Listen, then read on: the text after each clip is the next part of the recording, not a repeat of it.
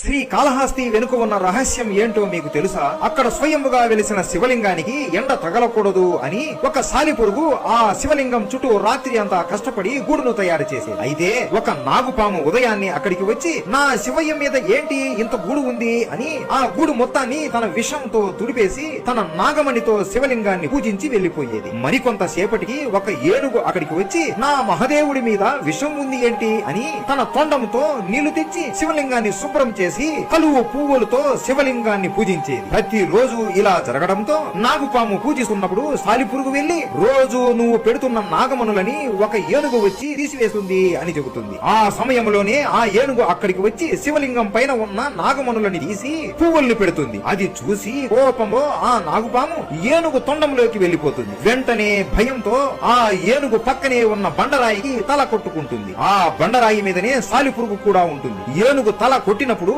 సాలిపురుగు కూడా చనిపోతుంది. అలాగే తొండంలో ఉన్న నాగుపాము మరియు ఆ ఏనుగు కూడా చనిపోతాయి. శివ భక్తితో శివలింగానికి అభిషేకం చేస్తూ వీళ్ళు ముగ్గురు చనిపోయారు కాబట్టి శివుడు ప్రత్యక్షమయ్యి వీళ్ళని శివుడులోకి ఐక్యం చేసుకుని ఆ ప్రదేశాన్ని వీళ్ళ ముగ్గురి పేర్లు వచ్చేలా శ్రీకాళహస్తి అని పేరు పెడతాడు. శ్రీ అంటే సాలిపురుగు, కాళీ అంటే నాగుపాము, హస్తి అంటే ఏనుగు. మీలో ఎంతమందికి ఈ విషయం తెలుసో కామెంట్ చేయండి. హర హర మహాదేవ.